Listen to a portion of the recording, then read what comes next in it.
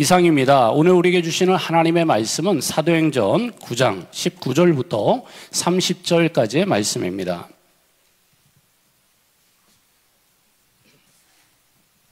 사도행전 9장 19절부터 30절까지의 말씀을 우리 한 절씩 교독하시겠습니다. 음식을 먹음에 강권하여지니라. 사울이 다메섹에 있는 제자들과 함께 며칠 있을새 즉시로 각 회당에서 예수가 하나님의 아들이심을 전파하니 듣는 사람이 다 놀라 말하되 이 사람이 예루살렘에서 이 이름을 부르는 사람을 멸하려던 자가 아니냐. 여기 온 것도 그들을 결박하여 대제사장들에게 끌어가고자 함이 아니냐 하더라. 사울은 힘을 더 얻어 예수를 그리스도라 증언하여 다메섹에 사는 유대인들을 당혹하게 하니라. 여러 날이 지남에 유대인들이 사울 죽이기를 공모하더니 그 계교가 사울에게 알려지니라. 그들이 그를 죽이려고 밤낮으로 성문까지 지키거늘 그의 제자들이 밤에 사울을 광주리에 담아 성벽에서 달아내리니라. 사울이 예루살렘에 가서 제자들을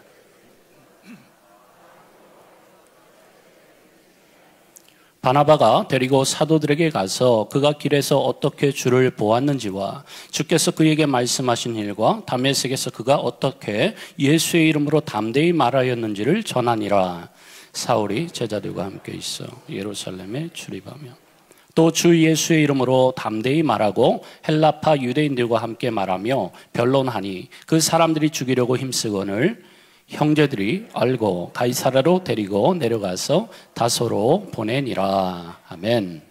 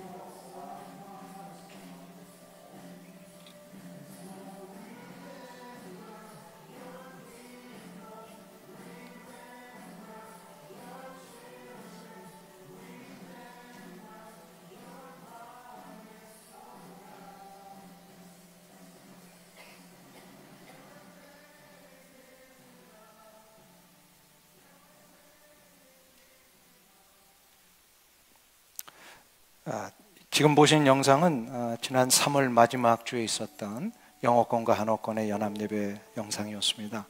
이제 석 달에 한 번씩 이 연합예배가 진행되고 있는데요.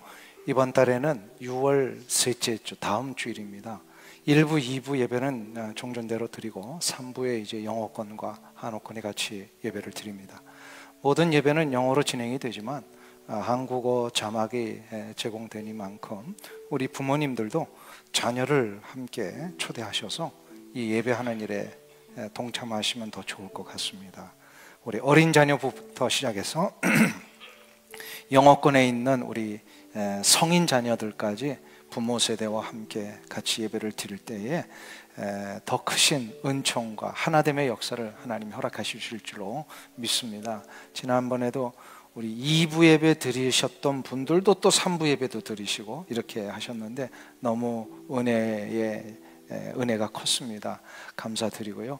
이번에도 우리 함께 모두가 모여서 예배 드리기를 원합니다. 또 특별히 우리 젊은 세대, 어린 세대들을 위해서 점심이 따로 준비되어 있다고 합니다. 우리 어른들은 또 국밥도 있지만 또 우리 젊은 사람들을 위해서 귀한 음식이 따로 준비되어 있다고 합니다. 우리 함께 다 모이셔서 아름다운 연합의 역사를 이루시기를 간절히 부탁을 드립니다. 서로를 향해서 우리 축복의 인사 나누겠습니다. 앞뒤 좌우에 계신 분들하고 성도의 교제 축복합니다. 환영합니다. 주님의 이름으로 환영합니다. 네.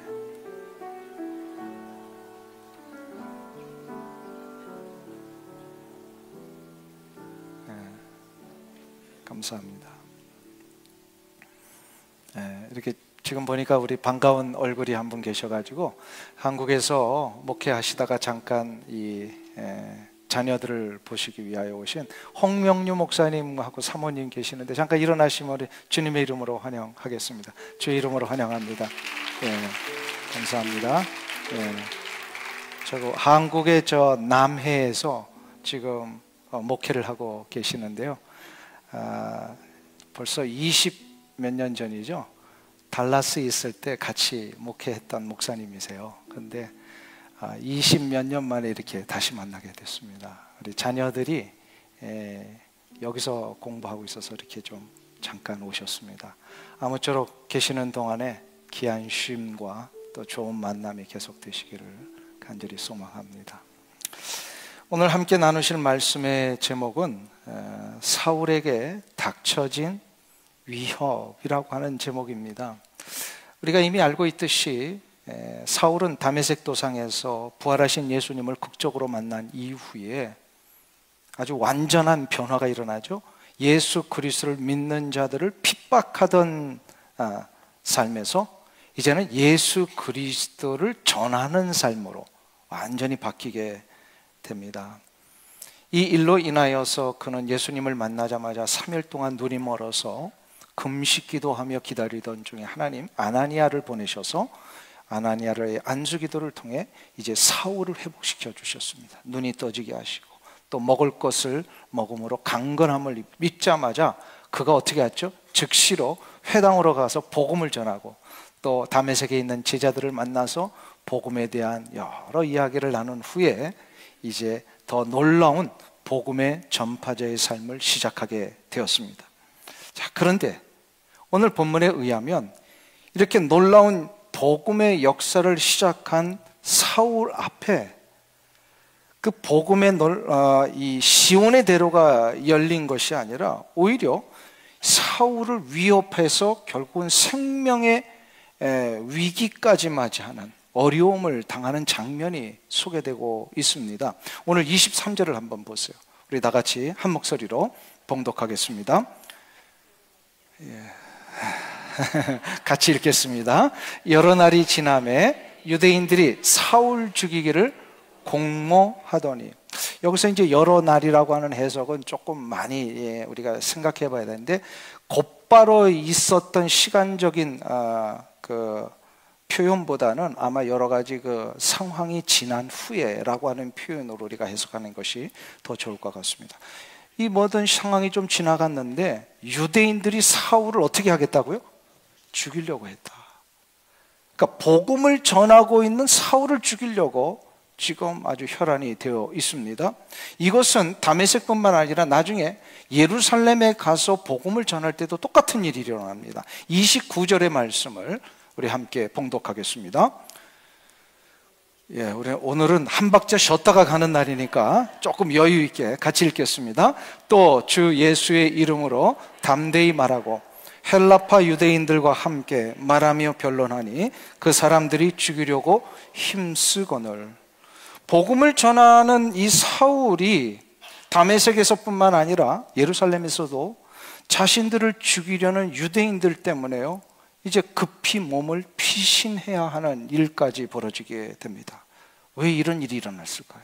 복음을 전하기 위하여 그 극적인 변화, 극적인 회심을 이뤘던 이 사울, 그래서 하나님의 거룩한 영광의 역사를 위해 우리 주님이 그를 하나님의 귀한 그릇으로 쓰시겠다고까지 하셔서 그를 회복시켜 주셨는데, 그래서 그것 때문에 순종하여 복음을 전하는데 왜 이런 어려움이 일어나는 것일까요? 주님의 부르심을 받아 복음 전하는 사울에게 이렇게 극심한 반대와 살해의 위협이 일어나고 있는 것일까요? 이걸 오늘 우리가 좀 이유를 살펴보면서 우리의 삶의 이 부분을 좀 적용했으면 좋겠습니다. 우리에게도 이런 일이 일어날 수 있거든요. 주를 위해 산다고 하는데, 그렇게 주를 위해 신실하게 복음의 길을, 신앙의 길을 걸어간다고 하는데 왜 나에게 이렇게 어려움이 일어날까? 왜 신앙을 방해하는 일들이 일어날까? 여기에 대해서 우리가 조금 오늘 본문을 중심으로 좀 생각해 보는데 세 가지 이유가 있어요. 근데 첫 번째 이유는 뭐냐면 복음 자체의 이유가 있어요. 복음 자체가 그런 이 이유를 갖고 있다는 거예요. 그리고 두 번째로는 뭐냐면 복음을 받아들이는 자에게 이유가 있어요. 그리고 세 번째로 복음을 전하는 나에게도 이유가 있다는 거예요. 이런 상황이 발생이 될 때 요거를 이렇게 세 가지로 나누어서 좀 한번 살펴보겠습니다. 첫 번째로 복음 자체의 이유가 있는데요. 복음은 세상 앞에 선포될 때에 세상과 충돌하는 일이 일어납니다. 그 본질 때문에 그렇습니다. 왜냐하면 복음이 갖고 있는 본질은 세상이 갖고 있는 가치관과 다르기 때문에 이것이 선포되고 던져지는 순간 세상은 이것을 쉽게 받아들이지 못합니다. 그래서 충돌이 일어나는 거예요. 반발이 일어나는 거예요. 사울이 전했던 복음의 핵심이 무엇이죠? 사도행전에 계속해서 반복된 표현입니다. 예수 그리스도는 하나님의 아들이시다. 이것이 사울이 전했던 복음의 아주 중요한 핵심이에요. 근데 이 핵심 메시지가요, 당시 유대교의 근간을 흔드는 선언이었습니다. 유대인들은 하나님만이 유일하시고 그 어떤 인간도 하나님과 동등될 수 없다라고 하는 것을 아주 오래전부터 붙들고 왔던 사람들이에요. 유대의 아주 중요한 그 근저에 있는 이 명제라고 할까요? 이거요. 하나님만이 유일하시고 어떤 인간도 하나님과 동등될 수 없다라고 하는 거. 여기까지 생각해 보면 이거는 맞는 말이에요, 틀리는 말이에요? 이건 맞는 말이에요. 그렇죠? 하나님만이 유일하시고 어떤 인간도 하나님과 동등되지 않는다. 그런데 이것이 맞는데 중요한 건 뭐냐면 구약 성경에서부터 계속해서 선언되어진 인간을 향한 하나님의 구원의 진리를 이해하는 데는 여기서 끝나면 안 되고요, 한 단계 더 나가야 된다 그랬어요. 이거 지난 시간에 우리가 살펴보았죠. 하나님을 믿는 믿음은 반드시 하나님의 아들이신 예수 그리스도를 통하여 믿어야만 그 믿음이 진짜가 된다는 거예요. 이거 지난 시간에 우리가 계속 살펴봤습니다. 주님이 이런 얘기를 하셨죠. 나는 길이요 진리요 생명이니 나로 말미암지 않고는 누구에게로 갈 수 없다 그래요. 예, 아버지께로 갈 수 없다고 얘기를 하십니다. 그러니까 반드시 아버지 하나님께로 나아가고 하나님을 믿는 믿음의 삶을 진정 유지하기 위해서는요, 예수 그리스도를 통해서만 해야 되는 거예요.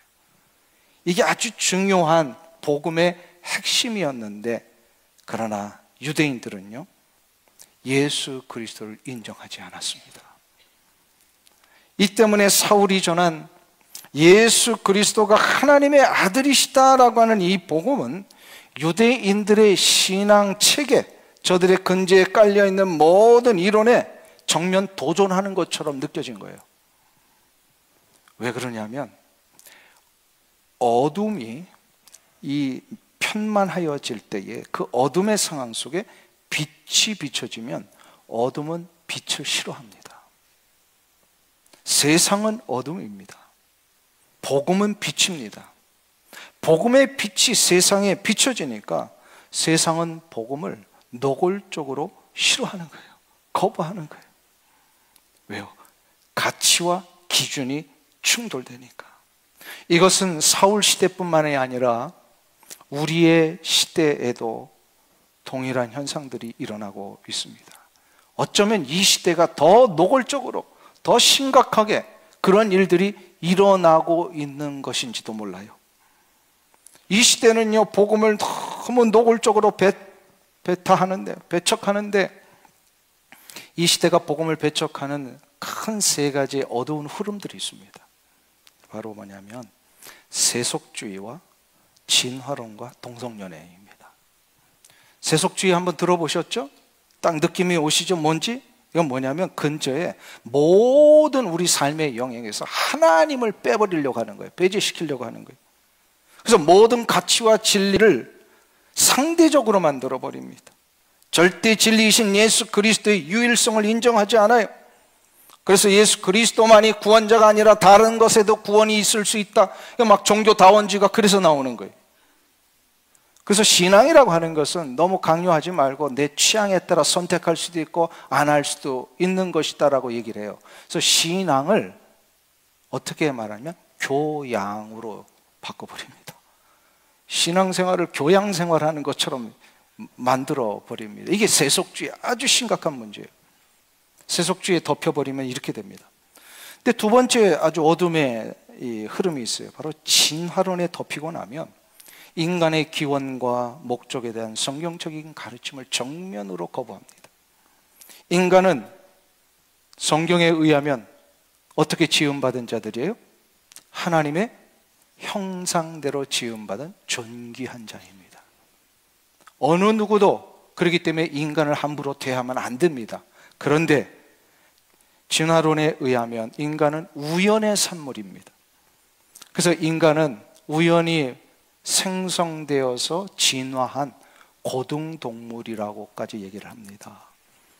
그래서 우리가 이거에 젖어서요, 그리스도인들도 가끔 공적인 석상에서 이런 표현 쓰시는 분들이 있어요. 인간은 사회적인 동물입니다. 이렇게 표현하기도 합니다. 이게 맞는 말이에요? 틀리는 말이에요? 인간은 사회적인 동물입니다. 아니에요. 인간은 사회적인 동물이 아닙니다. 인간은 하나님의 형상대로 지음받은 존귀한 자들입니다. 그러니까 이걸 함부로 그냥 너무 젖어 있어서 이게 뭔지도 모르고 막 쓰시는 분이 앞으로 절대로 기도할 때 이 표현 쓰시면 안 돼요. 예. 인간은 사회적인 동물로 지어주셔서 뭐 이렇게 막 기도하는 분이 우리 교회는 없었는데, 예, 그렇게 하는 분이 있더라고요. 이게 뭐가 뭔지를 모르고 기도하는 거예요 지금. 나도 모르게 여기에 덮여 있는 거예요 지금. 마지막 세 번째로 영적인 흐름이 동성연애입니다. 동성연애라는 사상에 덮이는 순간부터 성경이 말하는 결혼과 가정의 원리를 거부합니다. 성경에는 결혼은 어떻게 하나님이 정해 놓으셨어요? 한 남자와 한 여자가 하나님의 언약 가운데 한 몸을 이루도록 하셨습니다. 그런데 동성연애는 남편과 아내가 되는 것이요, 개인의 선택과 취향이라고 얘기를 해버립니다. 그래서 이거를 건드리는 순간부터 동성연애자들은요, 차별당한다라고 얘기를 해요. 인권이 손상된다라고 얘기를 합니다. 이것 때문에 교회를 공격하고 교회의 원칙들을 무너뜨리기 위해서 함부로 막 법을 만들어내고 이런 일들이 지금 일어나고 있는 것입니다. 그래서 제가 이 세 가지의 흐름을 어둠의 사상에 덮여 있는 것이다, 이렇게 표현한 거예요. 뭔지도 모르고 지금 덮여 있는 사람들이 너무 많아요. 세상에 가보면 이러한 어둠의 사상들이 덮여 있는 현실 앞에, 그러면 우리 그리스도인들은 복음을 어떻게 전해야 되는 것일까요? 세 가지를 우리가 결단해야 되는데, 첫째는 복음에는 언제나 세상에 선포될 때에 반발과 저항이 있을 수 있음을 인정해야 합니다. 복음을 전할 때는 반드시 100% 딱 막 받아들이는 게 아니에요. 복음에는 반발과 저항이 있을 수 있어요. 이거를 우리가 인정하고 살아야 합니다. 그리고 두 번째로는요, 복음을 전할 때는 반드시 사도 바울과 같이 담대해져야 합니다. 저항과 위협이 있을지라도 더욱더 담대하게 이 복음의 말씀을 선언할 수 있어야 합니다. 이 담대함을 잃어버리면 어떻게 되냐면 자꾸 복음을 받아들이는 사람이나 현장에 대하여 우리가 그들에게 맞추려고 합니다. 근데 맞추려고 하다 보면 어떻게 되죠? 타협이 일어납니다. 그래서 일각에서는 신학자들도 이렇게 해야 된다고 주장하는 사람들이 있어요. 이거를 상황화 신학이라 그래요. 상황화 신학자들이 있어요. 그래서 복음을 전할 때 그 현실에 잘 맞춰서 보고 현실에 거기에 그냥 그 복음을 잘 이렇게 끼워 맞추려고 하는 사람들. 근데 이게 다 보면요, 변질됩니다. 복음을 변질시키는 거예요. 이걸 영어로 contextualization이라고 그래요. 상황화 신학이 있어요. 복음은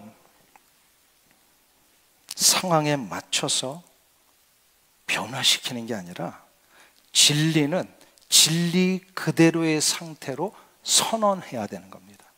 그러니까 복음은 선포하는 거지 맞춰가지고 그들을 설득하는 게 아닙니다.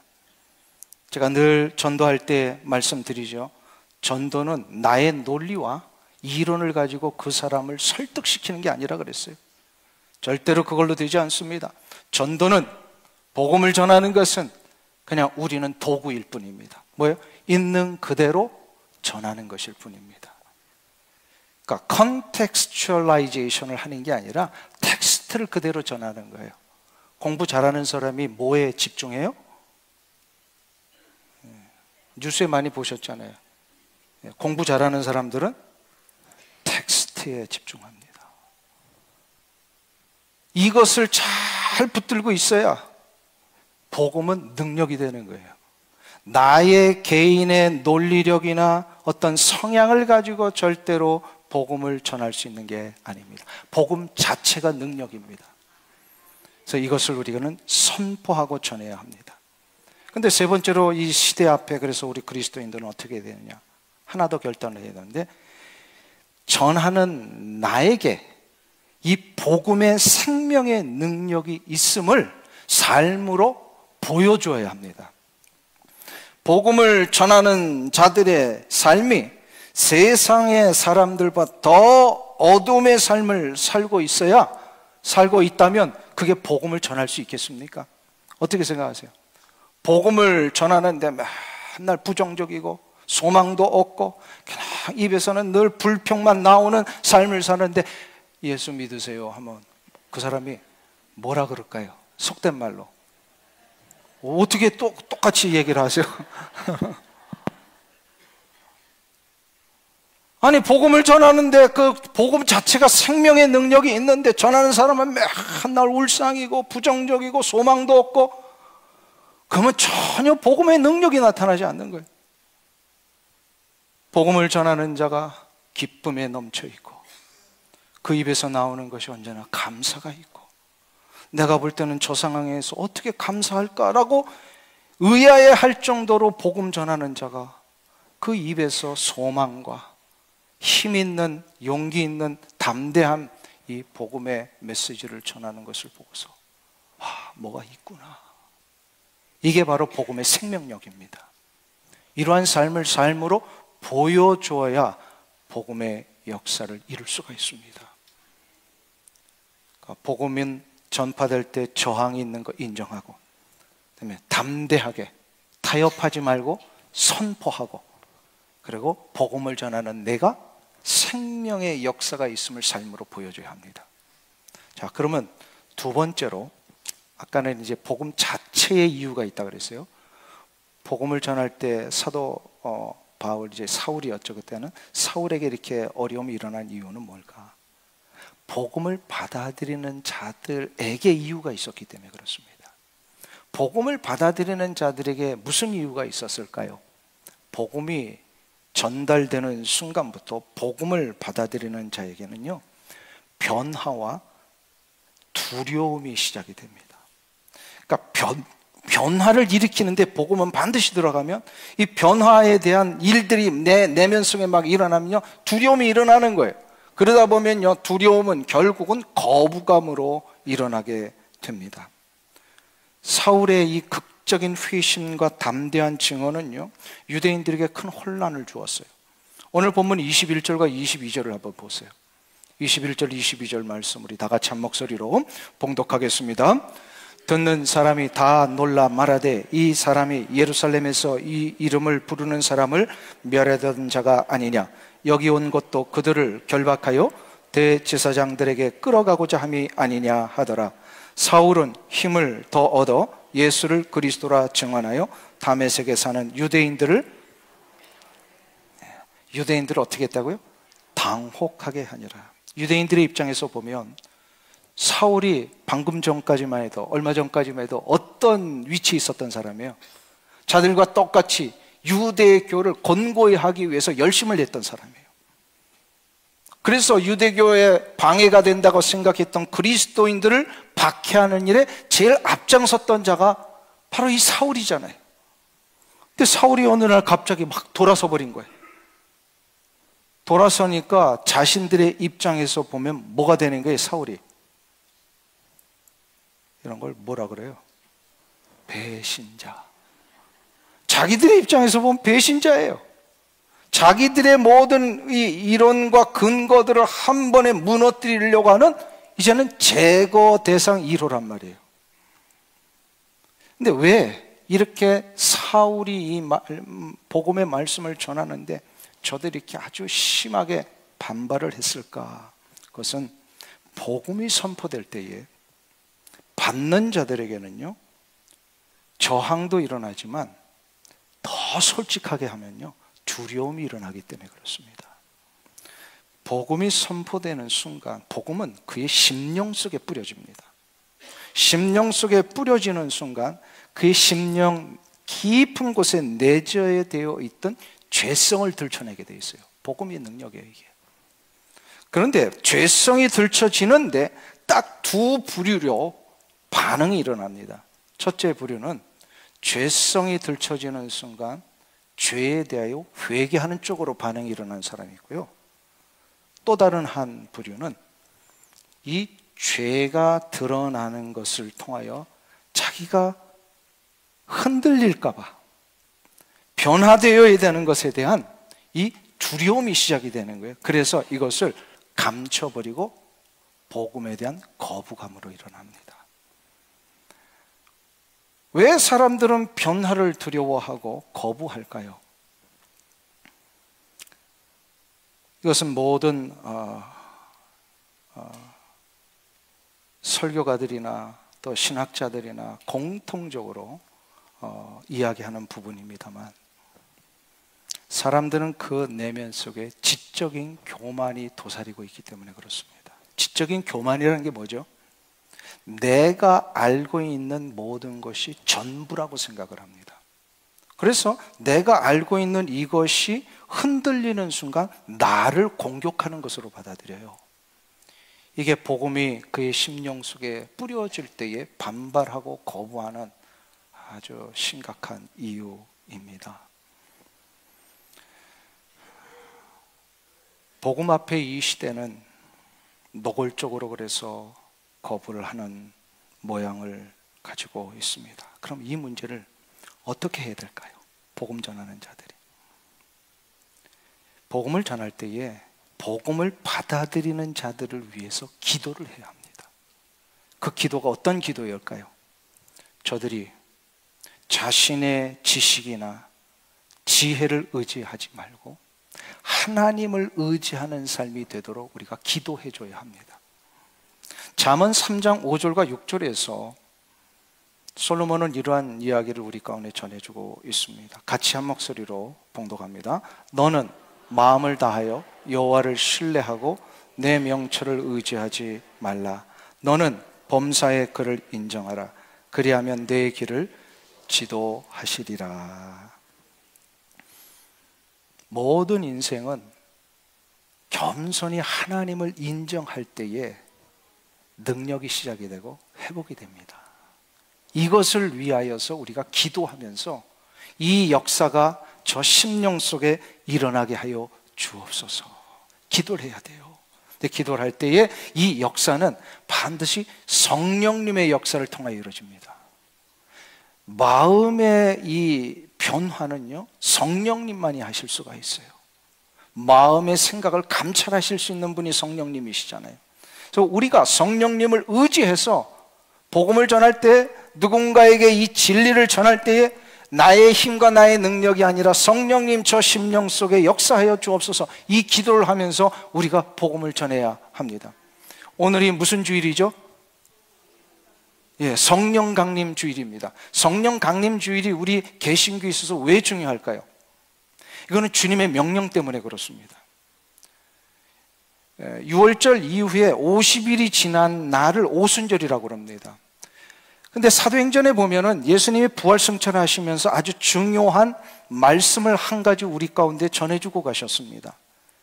우리가 아까 교동문에서도 나눈 거예요. 사도행전 1장 8절. 뭐죠? 오직 성령이 너희에게 임하시면 너희가 권능을 받고 예루살렘과 온 유대와 사마리아와 땅끝까지 이르러 내 증인이 되리라 하셨어요. 이것이 이제 신약의 교회가 어떻게 세워질지를 주님이 정확하게 말씀하신 거예요. 방향을 잡아주셨어요. 이제 복음의 전파를 위하여 우리가 나가야 되는데, 부활승천하신 이후에 나가야 되는데 주님이 중요한 전제를 얘기를 하시죠. 오직 성령이 너희에게 임하시면, 이게 중요한 전제입니다. 성령의 역사를 힘입어야만 복음이 전파될 때에 그 심령들이 자기의 죄를 깨닫고 겸손히 회개의 자리로 들어올 수 있기 때문입니다. 그래서 반드시 복음의 현장 속에 내가 기도해야 될 부분이면 성령님 도와주옵소서. 저 심령 속에 이 놀라운 은혜의 역사가 시작되게 하여 주옵소서. 이것을 우리가 깨닫고 신약의 교회를 이루어 가기 때문에 이 성령 강림 주일이 굉장히 중요한 거예요. 이때 복음을 듣는 자들 다 변화가 일어나고 다 이 모든 일에 돌아올 수 있기 위해 우리가 담대하게 선언해야 합니다. 이것이 이제 두 번째로 복음을 받는 자들에게 이유가 있는 것이었다면, 세 번째로 사울이 복음을 전하는데 이렇게 살해의 위협을 받았던 세 번째 이유는 복음을 전하는 사울의 이유가 있었기 때문에 그렇습니다. 그게 뭐냐면, 한번 따라하겠습니다. 사울을 원숙한 복음의 사역자로 빚으시려는 은혜의 연단으로 삼으셨기 때문이다. 어쩌면 이 이유가 앞에 첫 번째, 두 번째 이유보다 더 중요한 이유가 될 수 있습니다. 하나님께서는 사울을 이방인의 사도로 크게 쓰시기 위해서 즉각적인 복음의 성공자가 되는 것보다, 그래서 복음을 전할 때마다 막 금방금방 환호가 일어나고 열매가 맺혀지는 이런 현상을 보게 하시는 것보다 고난이나 핍박이라고 하는 이 현장을 통과하게 하심으로 사울을 더 원숙하게 만드시고자 하는 하나님의 뜻이 계시기 때문에 그래요.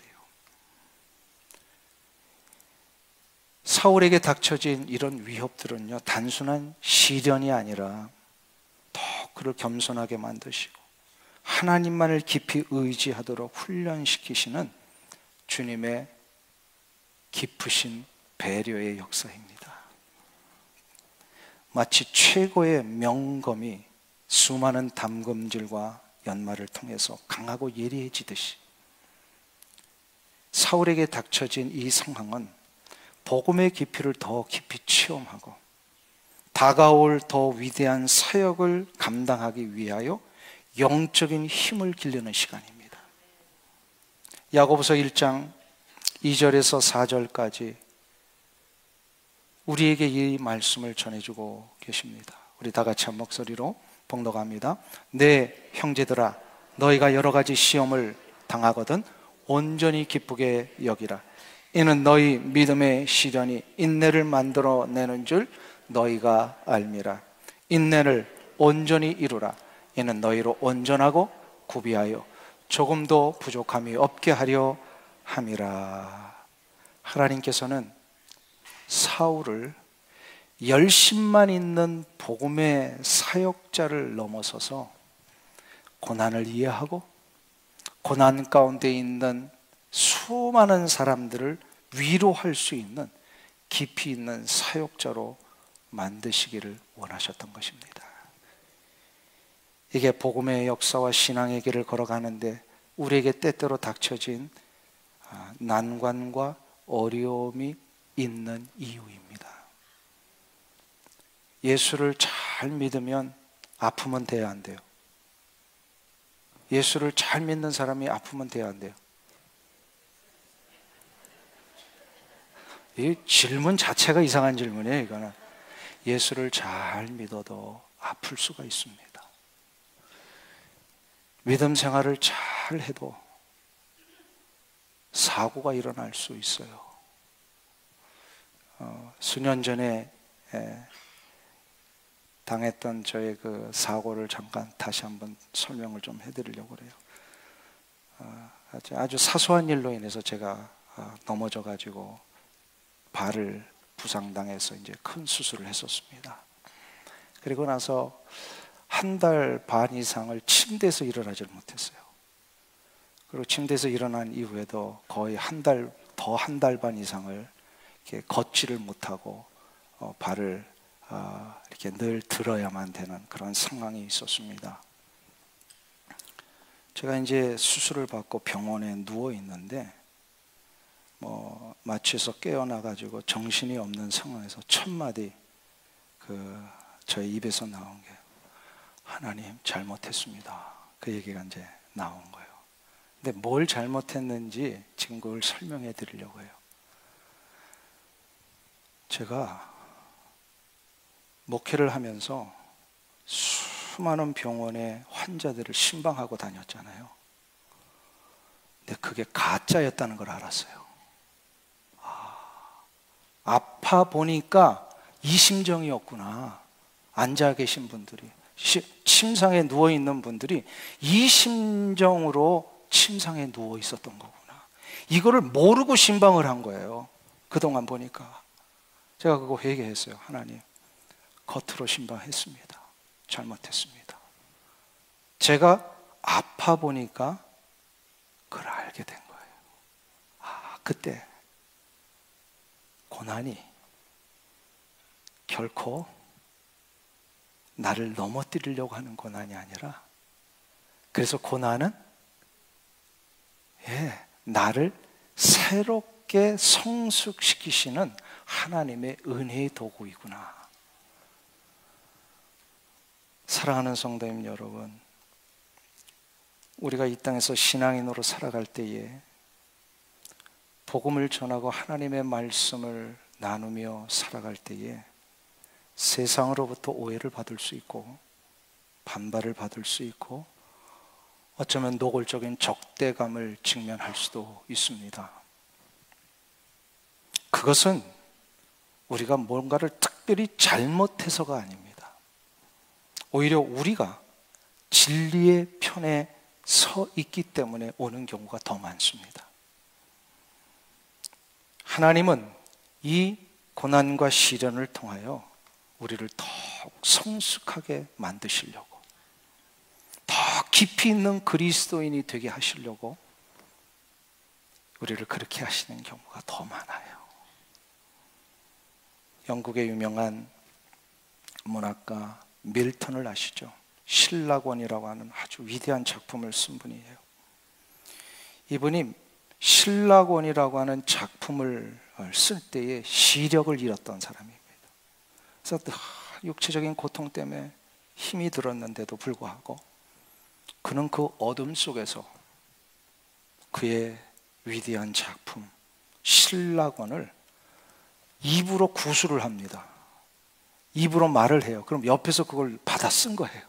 그래서 신라권이 만들어진 거예요.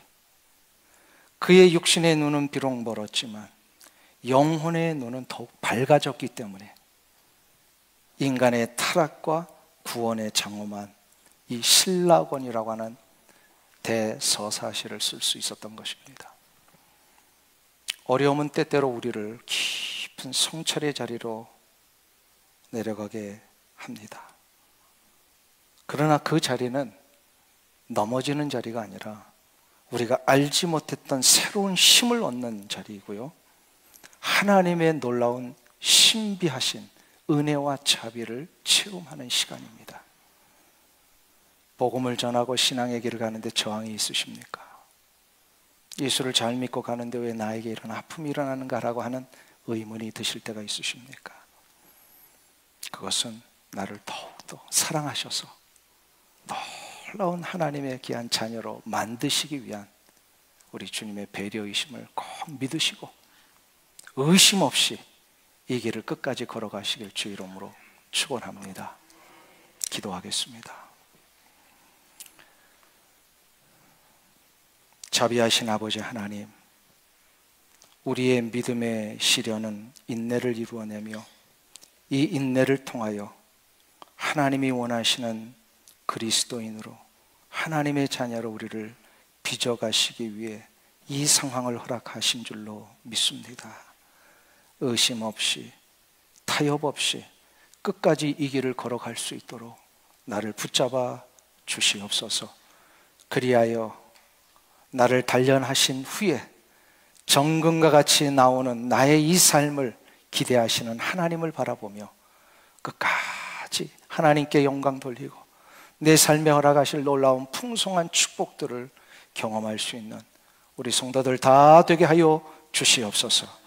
예수님의 이름으로 기도하옵나이다. 아멘.